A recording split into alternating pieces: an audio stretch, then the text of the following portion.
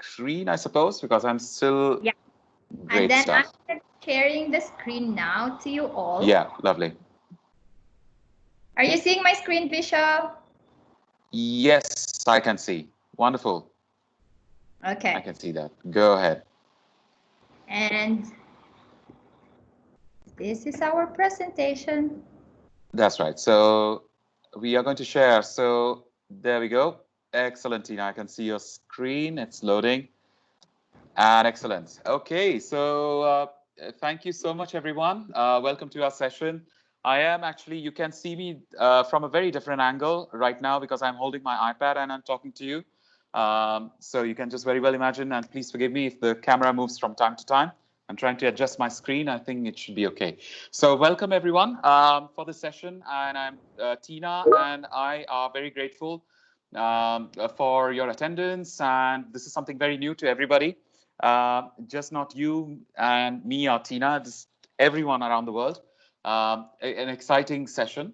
It's all about basic digital learning tools for all of us in our classroom, teaching and learning as well. So it's actually an exciting session. So we are both available on Twitter as well as in LinkedIn. This is our Twitter account. So you can find Tina, who is actually hosting, and big shout out to Tina. Big thanks to you for making these presentations happen and getting everyone connected on board. So what's going to happen? There was actually a survey that was sent out to you earlier this week, just to get a taster of everything. Currently, I'm located in Kazakhstan. I'm an MIP coordinator and as well as a French and English teacher. And I, of course, I lead workshops online for IB, and I'm a school visiting member for CIS. So I have worked in, so far, right now, you can see in the flags as well. Tina, thanks again for making these cute flags. You know, it's like you can see I'm in Kazakhstan, and I'm now headed to Japan as head of secondary for a new international school. So Tina, go ahead. I'll give you the floor. Thank you, Vishal. So everyone, my name is Tina. I am currently in India. I'm a digital learning coach. I'm also the service learning and CAS coordinator of my current school. I am born and raised in the Philippines, and I taught there for quite some time before I moved to Turkey and then to Vietnam. And then this is my 7th year here in India. And I'm gonna fly, hopefully, to China in July or August, hopefully. So fingers crossed. Yes, and fingers crossed. You can follow me on Twitter. My handle is TinaPehi_21. Thank you.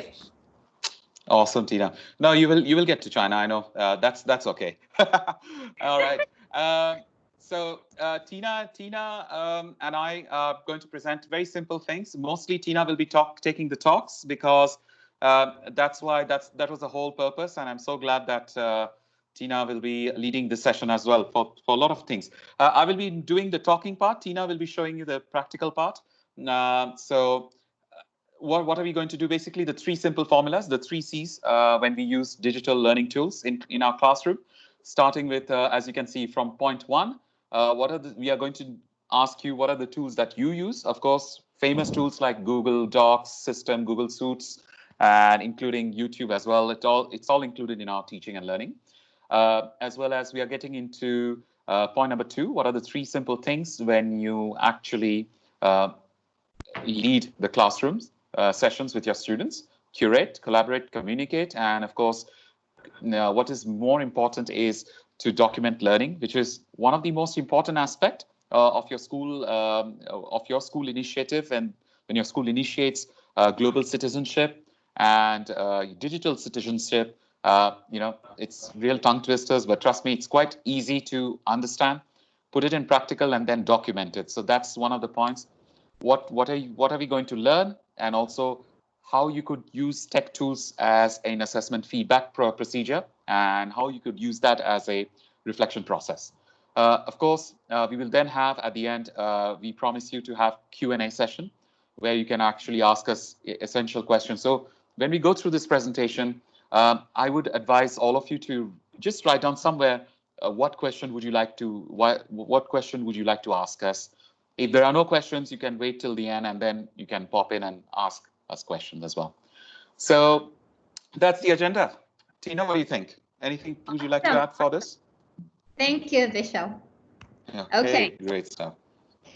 Moving on, we have asked you prior to this session to do a survey, and we're gonna have a go of what you have told us. So the first one, we saw that most of you are using Zoom, Google Meet, and Microsoft Teams as your synchronous learning platform. And later on, we're gonna give you some tips on how to use or maximize the uses of these three amazing apps for synchronous learning. We also found out that most of you are using Google Classroom. Manage Back is the second, and then also a lot of you are using Microsoft Teams and Seesaw.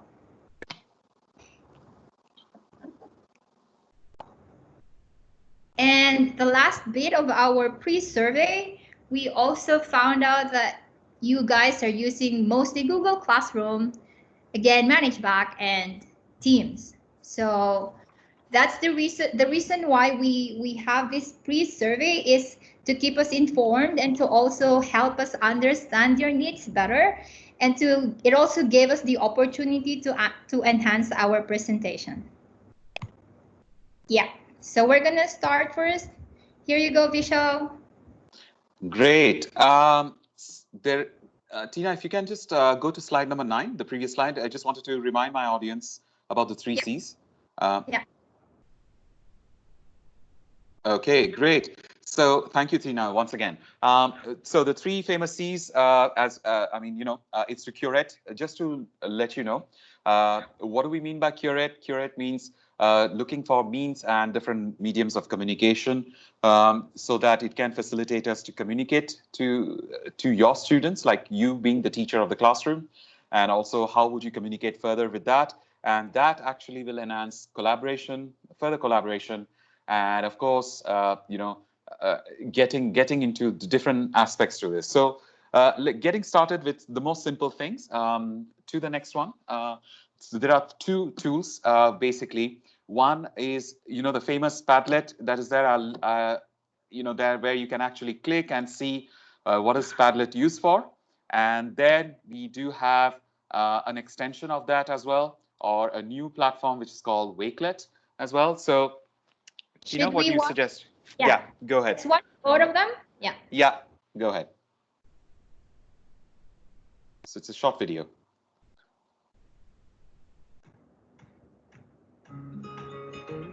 Padlet is a digital pinboard that lets you gather a variety of objects such as text posts, pictures, video clips, audio files, web links, and many more. The essence of a Padlet is to provide a place from where people can work on a project in a fun, easy, and interactive way. You can start using Padlet by signing up for a free account. The website can be accessed at www.padlet.com. You can also search Padlet to download the Android and iOS app to get started. Once you're logged in, you can create a new wall. Here's a sample of the Padlet's beginning. On a Padlet, you can simply click this plus icon or double-click to add a link to an image you have found online, or you can upload a photo of your own, add prose, poems, videos, or other notes related to the topic. The toolbar at the top provides additional options to customize your Padlet's title, layout, description, and privacy settings. Help information can also be accessed here. For every Padlet created, there's a link which you can share with others so you can work together. Here's a sample of a Padlet created by one user. You can visit the website's gallery at padlet.com/about/gallery for more inspirations. We hope you enjoy using Padlet. Awesome. Next, we're going to be moving on to Wakelet. Wakelet, yes, there we go. Hey everyone, I'm Callum, and I'm going to explain 6 ways in which you can use the Wakelet browser extension. Press the Wakelet W to save web pages into your bookmarks or collections. The Wakelet W also appears in tweets, so you can easily save them as well. You can also right-click on content to save it to Wakelet. Use your new tab as shortcut to your collections. Drag and drop open tabs, or save them all in one go. And if you didn't want Wakelet to be your default new tab, you can easily turn it off.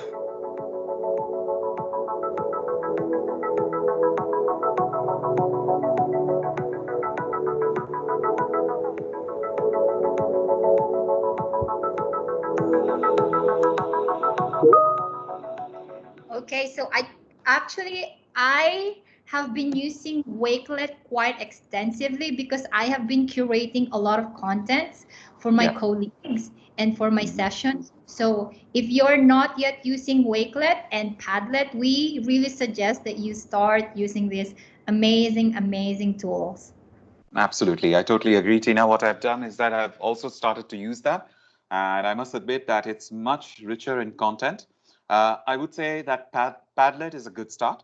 It gives all more confidence on starting a different platform than Google suits. But if you really are enjoying Padlet, I would say just challenge yourself and go to the extension to go to Wakelet. Although I know that both are different entities, Tina, is it correct? Or like both are different entities completely. So both are different platforms altogether. So this is something very useful when we go through. So this actually allows you to, there's nothing to worry about losing your content. There's nothing to worry about unrecorded things. So everything is private, everything is secured. You can see that it remains intact linked to your account. Awesome. Tina, Thank you, Vishal. Okay, yeah, go ahead. Great. Here you go. Zoom. So, well, we have three things as well. I think, Tina, before I continue, maybe you might want to check the chat. So perhaps I know that there are some couple of interesting questions. I would just like to remind my audience that please do not worry. This session is recorded by Tina. And she has really good hands in IT tools, better than me for sure, because I'm still uploading my video from my last week Zoom session. So my internet connection is actually just like any other connection, quite slow around the world. So if you do not, if you are not able to hear me properly or get your screen synced, do not worry. We'll send you the recording so that you can actually take advantage of this session completely. So we do have 3 tools: Zoom, Meet, and Teams. Zoom, obviously, it can host up to 100 person per session, free plan, just like what we have been doing in all the IB educators chat around the world for the past few weeks, few months actually. But however, if you would like to wish to pay for 500 people, it's around $50 something. So please do check out the plans, and it can be a great tool as well. The downside is you need to, well, you can either put it on web or you can just download the app as well. The time limit is on free plans, it's 40 minutes. But if you pay, of course, there's no, I mean, there is certain time limit is not a problem, won't be a problem. There has been a recent security Zoom bombing thing that really happened, and that panicked a lot of customers around. So what Zoom has done right now, they have encrypted the conversation just like WhatsApp. You see on your WhatsApp, you can see whomever you call or whatever message that you pass to people, to your friends. It's called end-to-end encryption. So that's one of the session that happened also. As well as you can see that purchasing an audio conference plan, you can do all of those. So Zoom has taken care of it. And in terms of how things do slow down sometimes, do not worry. It consumes a lot of bandwidth. So that is there. Team, Google Meet, collaboration tool as well. You can send everything, all the advantage that are there with Google. No issues on that. But of course, the downside is there's no waiting room for participants to join early. Let's say if there are if your students are joining early for that chat, they can join early, and there could be a kind of disruption as well. Privacy, yes, this is something that Google is trying to actually improve on.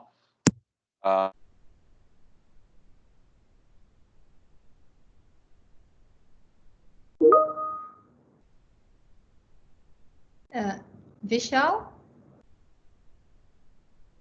Vishal, you there?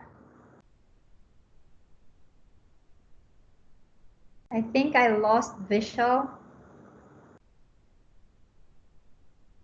Hear me, Tina? Can you hear me now? Yeah, now, yeah. Super.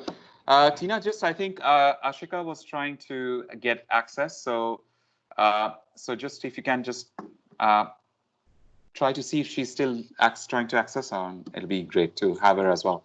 Should I email her? Yes, please. That'll be great. And also, great. So just continuing with Google Meet as well, and also just continuing with this Microsoft Teams, full integration with Office 365 and video conferencing. As you can see right now, Microsoft Teams is great. Sometimes, yes, it has the bandwidth, but again, it's very much secure. And if you prefer to have a Hotmail account, it's even better to use Teams as well. But so each application has got their pros and cons. You can decide which ones do you actually prefer to have it.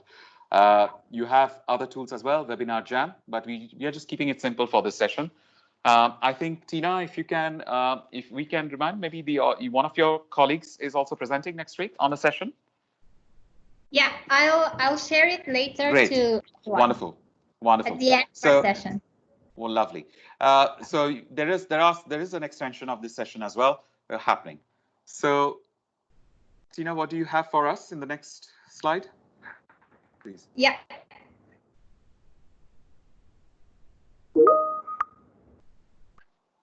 Okay, so as Vishal has mentioned, we tried to put together tips for all Meet, Google Meet, Zoom, and also Microsoft Teams. So first, we're going to show you how you can use Google Meet for distance learning.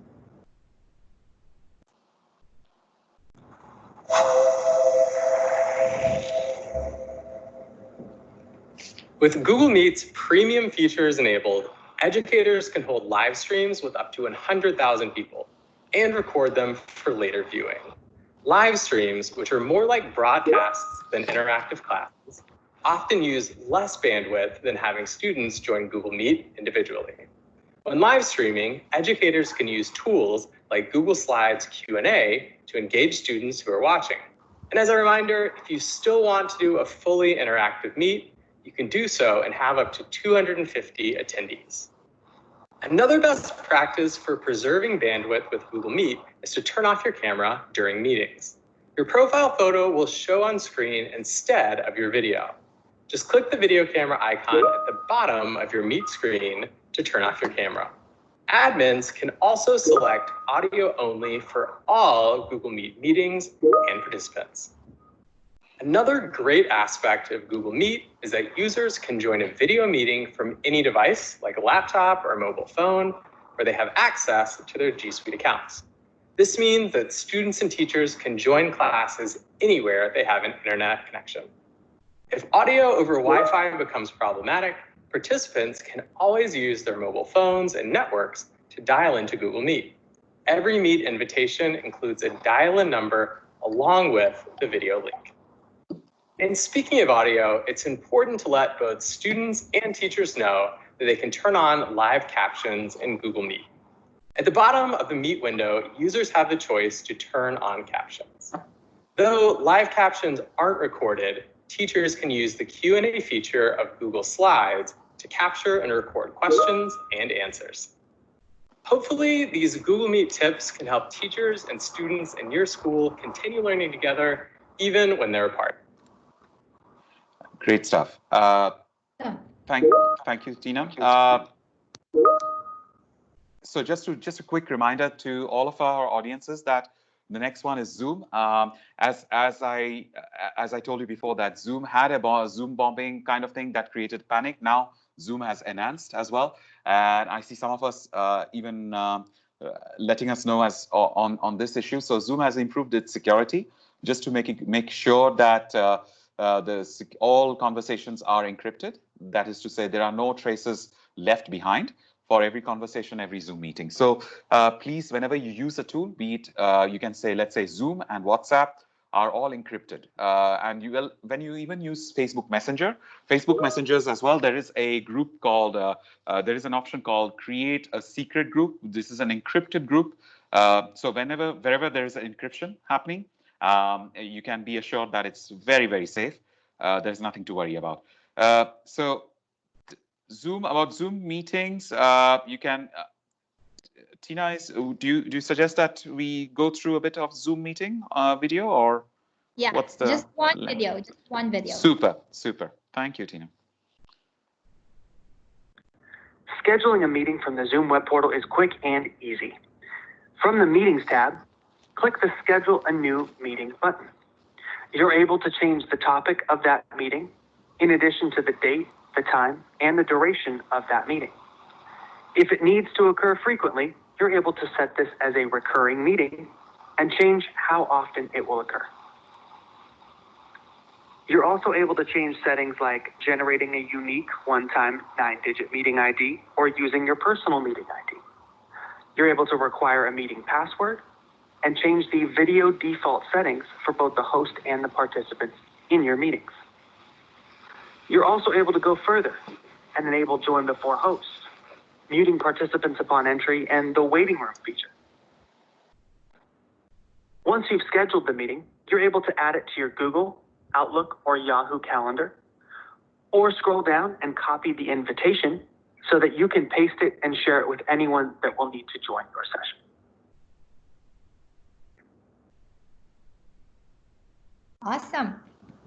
Awesome. Great. So whenever you have some time, do go through the videos, the resources that are here, and actually that creates a lot of good things about it. So, but again, please do remember, everyone, that what we are presenting here is just certain examples. There are dozens of tech tools out there available in the market. You could actually also check those out as well, and that will help you. Whichever makes your life easier, you can absolutely check it out. Awesome. Okay, go ahead, Tina. Thank you. Okay, so as we promised, we have tips on Google Meet and Zoom, and now we're going to move on to Microsoft Teams. For those of you who are using Microsoft Teams, Flipgrid is embedded and also Wakelet. So let's watch this. From Flipgrid's homepage, select Educator Sign Up and then choose Sign Up with Microsoft. Enter your Office 365 account and then complete the account information. Once logged in, you can create your first grid by selecting Start My Grid. A grid is like a filing cabinet for your class. You can create one grid for your class, or you can create a grid for each unit. Here, I am creating a grid for my class. I select school email as the type of grid so that students can access the grid using their school email addresses. I use a unique name for the flip code so it is easy to remember. You will then be prompted to add school email addresses. If your school email is the same as your students, you can simply select Next. If your students have different school email addresses, you will need to enter it here. You can then copy the Flipgrid code or select the Teams icon to automatically post the entire grid to your Teams channel. Once your grid is ready, you can create topics. Topics are specific prompts for your students. To create a new topic, select Add New Topic. Enter the title of the topic. Designate the length of recording time and enter your prompt. If you have a video or another file you want to share, you can add it, and then select Create Topic. You can then share the topic with your students through Teams. You can choose to share the topic in the channel or add it to an assignment. When you create an assignment, you will select a class to assign it to. Then enter a title and add instructions. You can then enter the point value for the assignment. The topic will then be ready for students. Awesome. So you might have noticed that it's not just Class, just Microsoft. sign it Sorry, too. And I'm gonna show you in a bit. You might have noticed it's not just Microsoft Teams where you can embed Flipgrid. You may also be able to embed Flipgrid with your classroom, whatever way that you would like to embed Flipgrid. It's possible. You just copy the code and send it even through email. You can do that to your students. So just saying that Flipgrid is very, very much flexible and you can share it however you would like to your students. Awesome. Vishal, this is your time. Yeah, absolutely. No, it's there are some really good points mentioning. I was just checking out the chat actually. This is just to let everyone know that since we are going through the session of tech tools and there will be other sessions coming up. Um, just wanted to let you know that you might want to check with your school how what impact technology is creating in your teacher appraisal, because schools are now taking tech tools very seriously.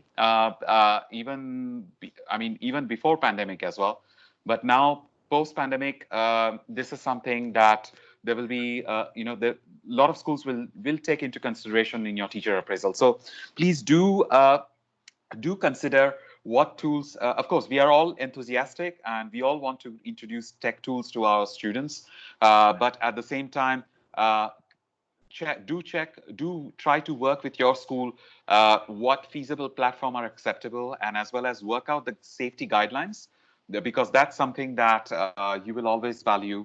You will be always valued for your students' safety and security as well. But we will chat about this towards the end of the session to accommodate you, because here comes Twitter. Uh, Twitter has been a great platform for Tina and me in terms of our professional development, because there are loads of companies, education companies or corporates, and including our own IBO organization, CIS, WASC, all of them are going on full on Twitter along with LinkedIn.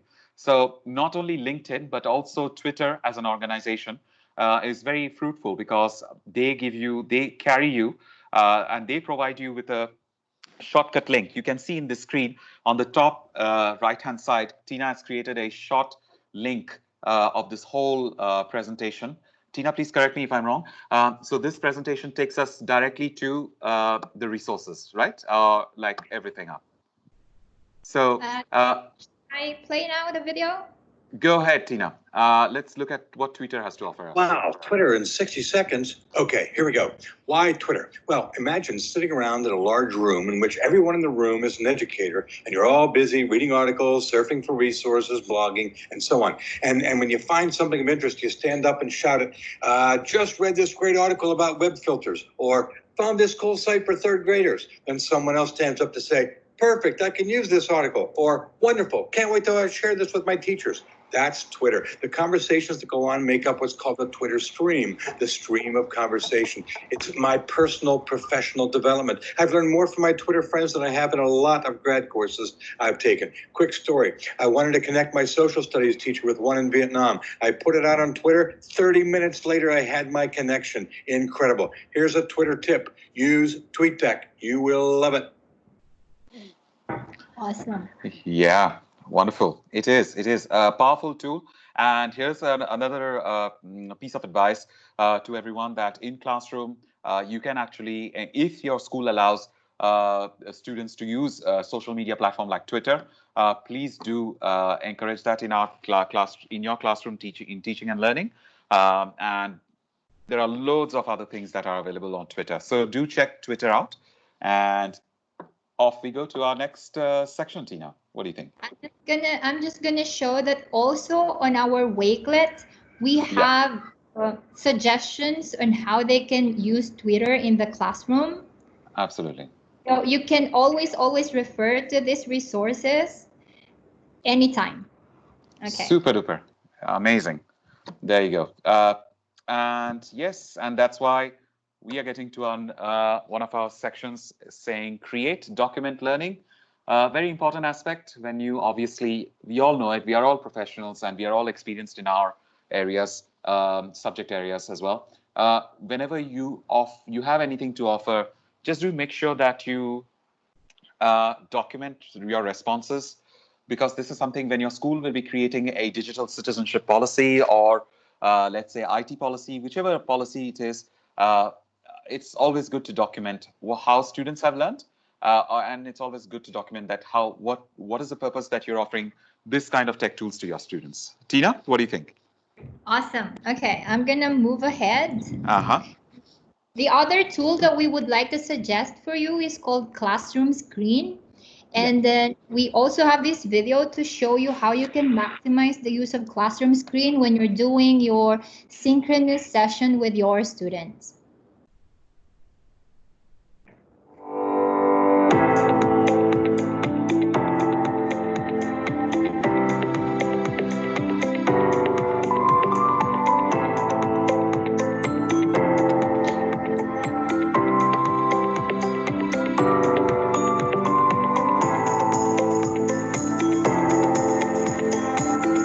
So you can customize your screen. You can also use the random name generator over here at the left.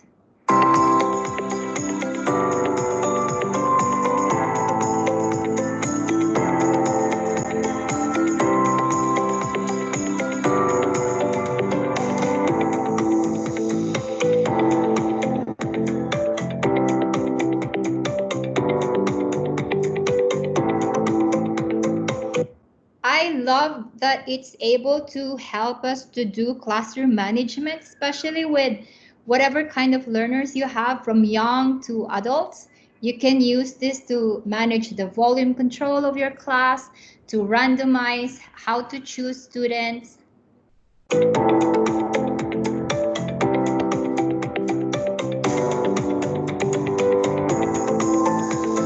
If you have some math strategies that you would like to show to your students, you can also use the screen.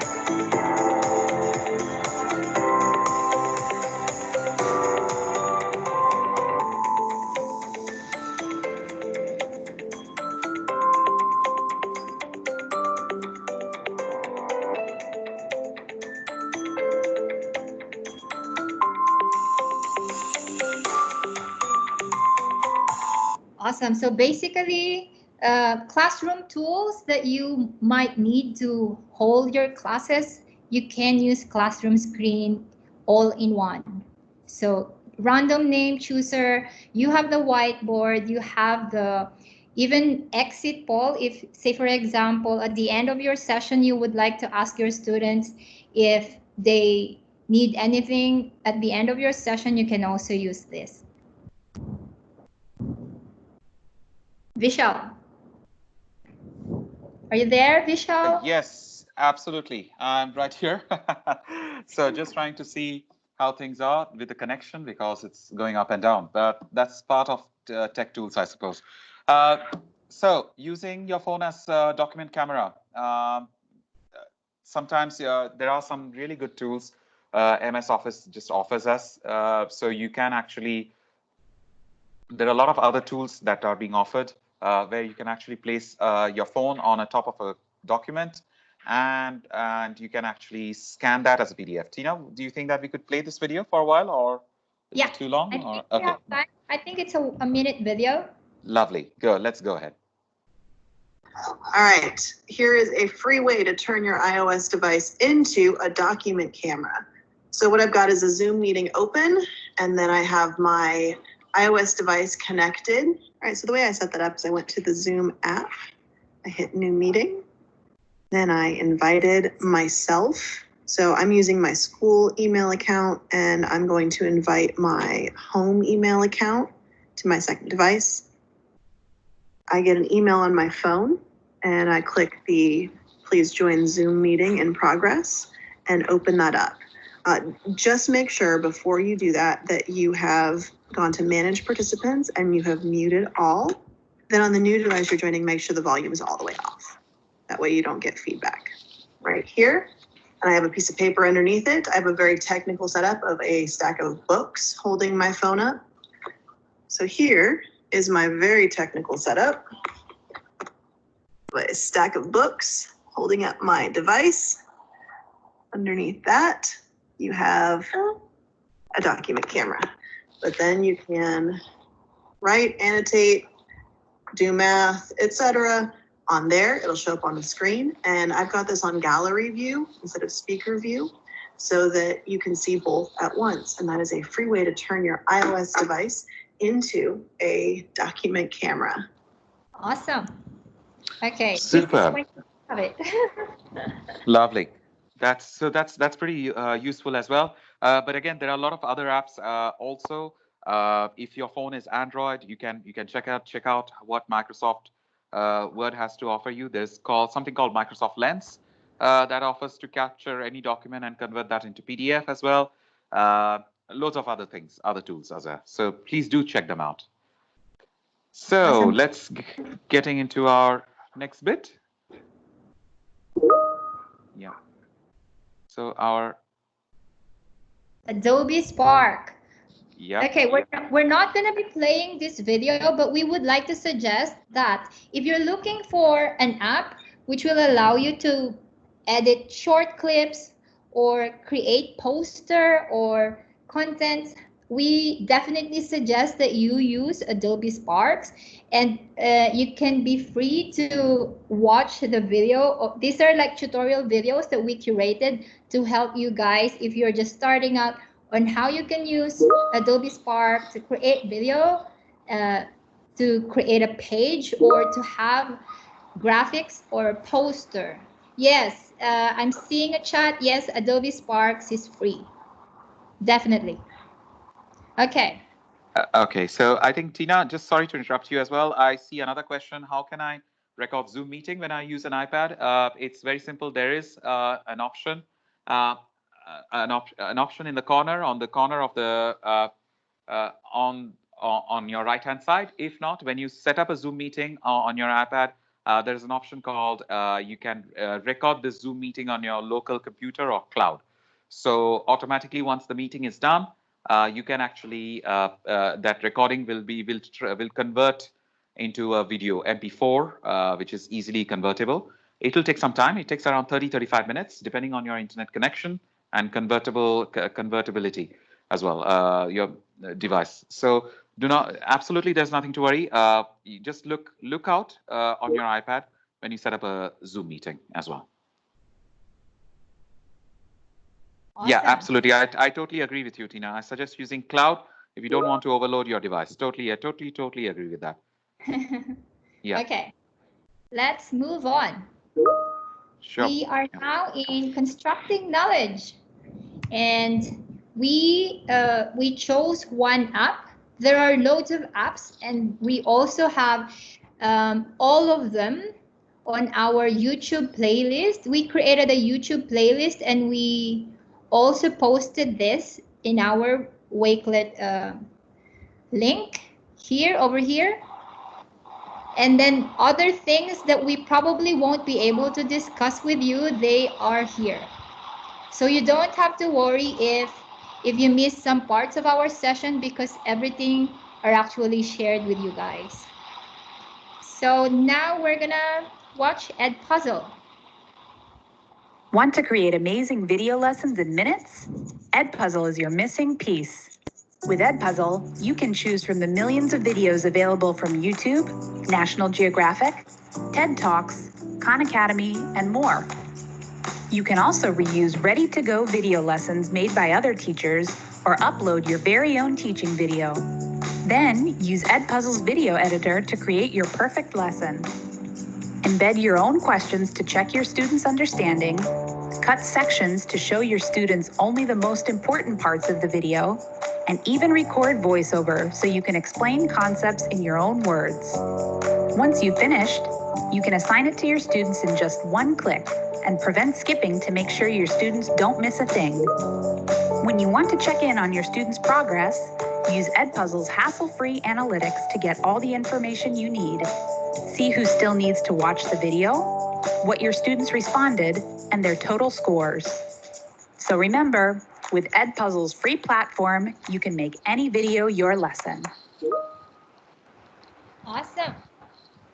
I think what I enjoyed about all of these apps is they basically give you feedback, recorded feedback of how your students are doing. So it takes away all the grading system that we don't have to create gradebook, because we definitely can see the assessment at the end of the apps. So reports are being sent automatically, both when you're using Edpuzzle, and yeah, I think that is super helpful because as educators, we are super busy.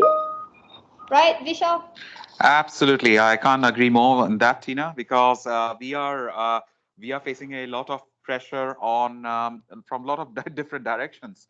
So our it's like, education is becoming more and more e-learning platforms altogether. So I mean, just as a tiny example, just getting a bit of off-track conversation.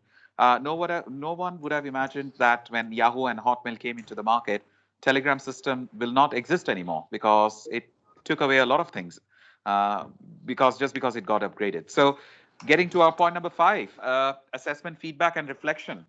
Tina, what do you think? Thank you, Vishal. Thank you. So, as we promised, how do you start using Flipgrid? So we're going to watch this. Those of you who are new to Flipgrid, this is our tip.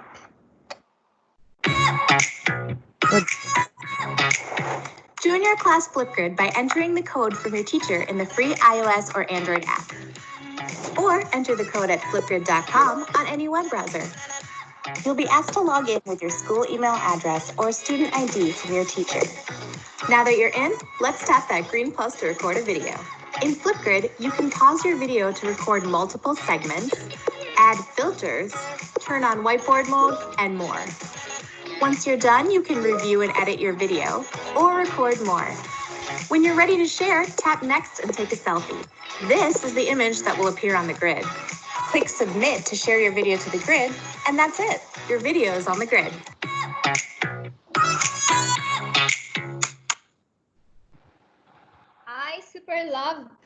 I super love using Flipgrid because it's easier for me to see my students. And like, say, for example, at the end of the unit, if I would like to know their understanding, then I am just sending them my Flipgrid question, and then they are responding, and they are super excited because I feel like some of them are not very keen in typing, and some of them are not very keen in creating presentation. But when you give them the opportunity to record themselves via videos, they are so pumped. They are so excited to do it. Yes, Fatima, Flipgrid is also free.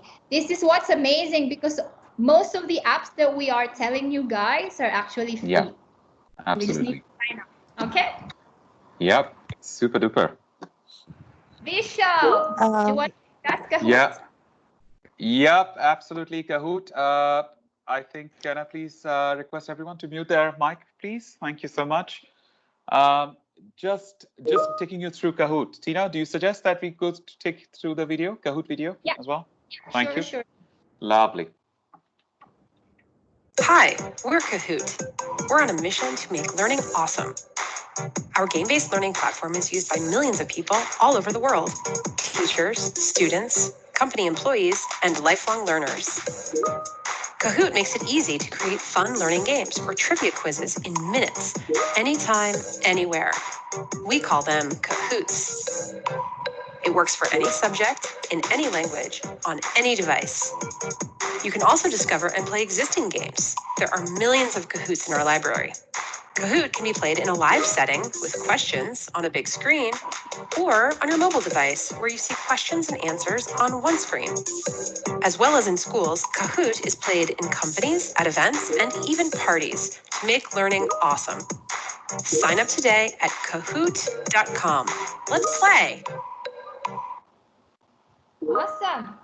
Absolutely. I'm so glad that teachers are really excited to learn different things and on from our platform as well.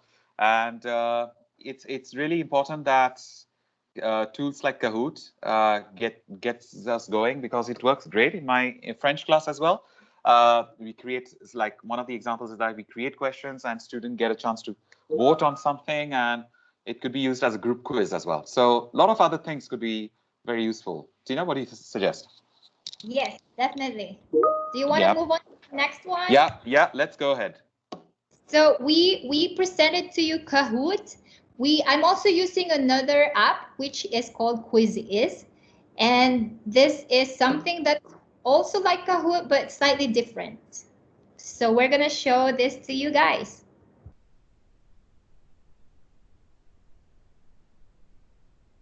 In this video, I'm going to show you how to connect Quizizz to Google Classroom so that you can share Quizizz quizzes directly to Google Classroom. I've already gone ahead and logged into my Quizizz account, and you will see over here on the left-hand side an option that says Classes. So we're going to click on that. The easiest way to get this done is to import your Google Classroom classes. So I'm going to click on Import Google Classes. It's going to ask me to select my Google account, and it's going to ask me to allow these different options, which I will say allow. And now I'm going to import my classes. So this will go out to my Google account.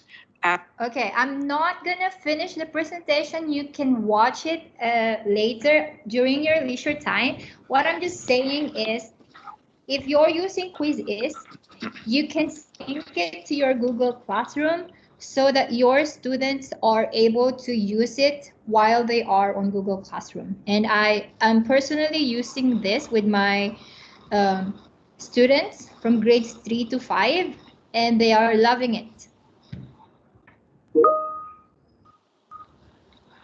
Okay, Vishal, I think we are now on our pro tips. Yep, and this is something very exciting, because we are all in a situation that we have the privilege to access all tech tools across the world, different parts of different countries.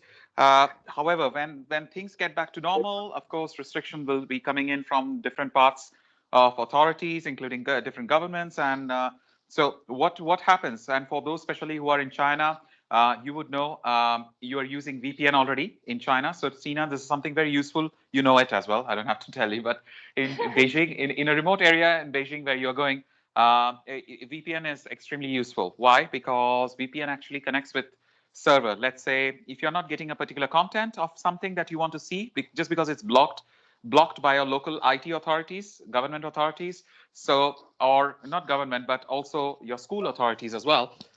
Do not worry, just you know, I know it doesn't sound great, but using VPN could actually help you to get that education access to education content.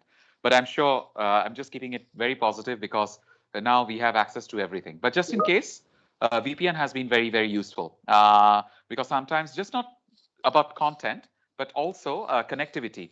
Sometimes VPN actually helps you to get connected with different different content as well.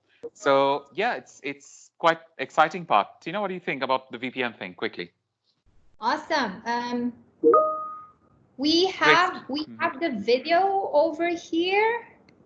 I think it's towards the end, but we're not going to be showing these things to you guys. I think it's going to take 5 minutes to do that. Yeah, that's gonna. Yeah.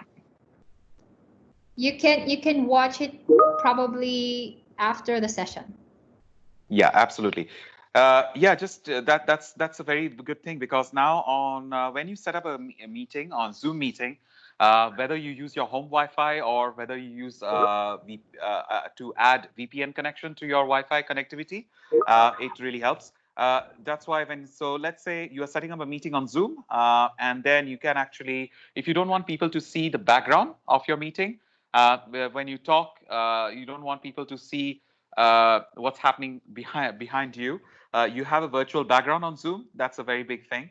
That's actually very helpful. Even Microsoft Teams and Zoom helps you to do that. So do take time to explore different features, and also join social media such as Twitter, because Twitter, a lot of companies, as I said earlier, they do provide a lot of contents that is great to actually hear. And in case if those contents are not if sometimes different authorities of different countries have got their safety guidelines on IT, on tech tools, so do not worry about that. You can always use VPN. I don't want to sound naughty. I'm just suggesting that VPN is also a very good medium to access those.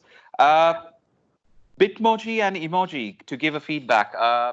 It's a great way. It's a new revolution of giving feedback to your students, especially when you are in the middle of everything, middle of your lesson, and they are actually one of acceptable ways of having this emoji. So you have to be very careful what kind of emojis that you select to give your students, because there are loads of emojis around, and you have to make sure that you do the right choice. Of course, you will. We are definitely sure of that. There are a few more tips that Super Tina will take us in the next few slides, and she has empowered this through. Tina, that's yours now. Yeah, awesome. So I'm just gonna show how I'm using Bitmoji to give feedback to students. Let me just pause this presentation. Awesome. So as you can see on top, I actually use Bitmoji as an extension on my Google Chrome. Mm-hmm. And what I do, I link my Gmail, and then if, say, for example, I would like to give feedback to my student because they are awesome, I'm just gonna search awesome over here, and I can just drag it and pull it wherever I would like. Yeah. Say, for example, I'd like to say that my presentation or my student's presentation is awesome, then I just pull out Bitmoji over there, and that's it. I think it's super easy, especially if you have 100 students. So for example, I have my IB students who are doing their CAS proposal and projects, and I would just want to say a quick, "You're awesome, you're amazing, keep it up." I'm just using Bitmoji. Okay? Fantastic. This is amazing. I learned also a new thing today from the Bitmojis as well. So yeah, great stuff, Tina. Should we do Bitly before we end up the presentation? Yeah, good idea. Let's do this. So you probably are noticing that there's the bit.ly/IB all caps. This is case sensitive. So all caps IBDLT 2020. If you paste that onto your URL, you will actually be able to access our presentation. There you have it. It's super easy. Okay, so I'm gonna go back here, and we also have a video. I'm gonna show you very quickly how to use Bitly. For example, this is your presentation. You just have to copy the link, go to Bitly. So I signed in using my account, and then click on create. Paste the long URL here, then edit that as website title, creating CAS website using Google Sites, and then you can copy. So if you paste it on the address bar, you're gonna see the presentation. Make sure also that your file is shared publicly so that anyone who has the link will be able to view your presentation. Okay. Super short way of using presentation. You just have to copy. I'm gonna stop there. Vishal, do you have other things that you would like to share before? Oh, sorry. At the end, I actually just added this one, you know, like Super. Vishal and I were talking this morning, and this one was not yet there. But because of the pre-survey, I thought that a lot of you are using Manage Back, so we actually added this one like very last minute. So as I have mentioned earlier, the pre-survey gave us the opportunity to enhance our presentation, and you know, to as educators, we also feel that we would like to cater to different learning needs of our students. And so that's why we really love that we did the pre-survey with you. Yeah, absolutely. Totally agree. It gave us a very good idea. Thank you, everyone. Any parting words before we say our resources and before we move on to our questions and feedback? I think we are good, Tina. I mean, now it's time to, I think, let's listen from our audience what they have to say or ask, or what do you think? I tried to respond to the chat questions, but if you guys feel like you have more questions, then we will try to support you. Okay. I definitely don't use virtual labs, but I'm gonna try to research on that, Mina. Because I'm not a science teacher, so I don't use virtual labs, but I'm gonna try to check if we can find resources for you. Okay? Okay. You're welcome, Nina. You're welcome. So we're here towards the end. We would definitely want for you guys to give us your feedback. You may see this feedback form on our Wakelet. If you just click this at the end of the session, please. And we have only a few questions for you. First, if you found the session meaningful and interesting, you can rate us. This will help us to improve our session for next time. And also because we presented quite a few digital learning tools for you, if there's any app or tip that you are interested and would you like to like to add for your professional learning goals, we would like to know that. And so that it will again help us to plan for our next sessions. And also, we encourage you to give us comments, suggestions towards the end. Vishal. Yep, absolutely. Very grateful to all teachers to have attended. We are so happy to share our experience with you, and I'm sure that you're carrying away a lot of things from here. And what we promised you is that also we'll send you the recording session, and the resources are already there. Please do check out. And hi everyone. Hi. Yeah. Hello.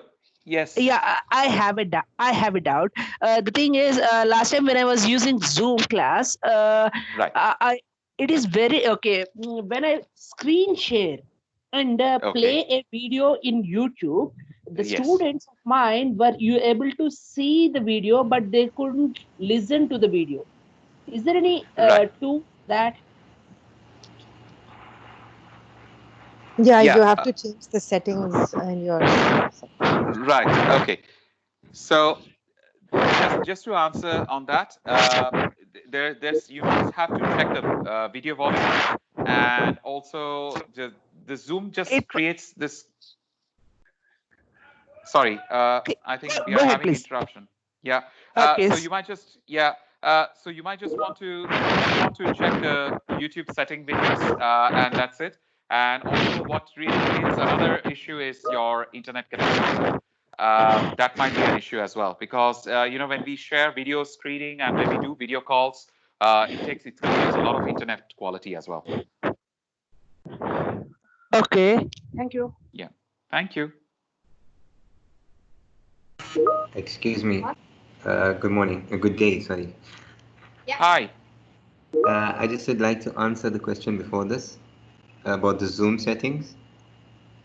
Yeah, yes, sure, please. sure. Go ahead, please. It's a very simple setting. It just has to, once he opens the video online and he shares his screen, he needs to go to settings and he needs to share the audio of the video on Zoom. So Zoom has that setting in place. That's what he needs to do. Thank you. Lovely. Thank you. Fantastic. Fantastic. Yeah, this is what I want. I also spoke to Tina just now about Classcraft. I think that's a brilliant tool that you guys need to explore. It's promoted by Google. Yeah. It's free, and it's a gaming kind of a tool that the kids could use. And as they achieve stuff, they get points. It's a brilliant tool. I've shared. It's basically simple classcraft.com, and there is a demo class that you can actually explore. It gives adventures to the kids, and as they get an avatar, and as they complete a task, they get points, and they get experience points, and so it's basically they can improve the avatar, and it's really awesome. Yeah, this is great. Tina, one question. Wonderful. Vishal, there is one question. Yes. Do we have any app that allows us to draw a curve immediately in our presentation? Can we embed any economic curves? Exactly, I'm dealing with economics. Okay, and that's why I'm looking for one app that allows me to draw immediate exact curve and put it into my presentation. Is there any such app? Can I answer your query? Yeah, please. Just sorry to interrupt you. Whenever you have to make a comment or a question, can I please ask you to tell your name so that we can refer you back with your name? Thank you. Yeah. Girish. Go ahead, Mr. Girish. Yeah, go ahead. Exactly, I'm dealing with economics, and there is a big problem to draw the curve while teaching my students economic concepts and all that. Yes. So I'm just looking for one app that gives me an immediate drawing of my curves and put it into the presentation. This is Sumati. I use Microsoft OneNote. Okay, OneNote is you get a when you share your screen and open this app, Microsoft OneNote. You with the finger, you just have your screen has to be a touch screen. That's the only criteria, and you can like I am a maths teacher. I do all my sums and calculations, everything using the OneNote or Microsoft. Okay. So I must have one laptop with touch screen facility. Otherwise, it's not possible. Exactly, I'm not having one laptop with touch screen. Right. Yes, go ahead, please. And then, Michelle, I'm not sure about it. I know the one with the touchscreen one, so I use OneNote Microsoft. Okay. Great. So, Vishal, I'm just looking for this favor that if you can find out one app that allows us to put our curves, drawing the curve and sure. We can have Android OneNote app. We can have OneNote Android app, so you can use your phone for that. Right. So using phone is not a big deal, but exactly I would like to know the app. Sure. What we will do, what I would suggest is, Tina, what we can do is that could we create a section, a separate section on the feedback form, if there are any tools that educators would like to contribute also to this discussion. Is that okay with you, Tina? Yeah, definitely. You guys can not a email problem. Yeah. And then we can send lovely. it across to everyone, because we have everyone's email, so we can send it across to everyone. Don't worry about it. Lovely. So yeah, definitely we'll get back to you. No problem. Welcome. Bye. So we're here towards the end. I have one more thing that I would like to promote. Go ahead, Tina. Yeah. So I think you guys might be seeing from the chat. I have a friend who is going to have a session next week. So his name is Hamza.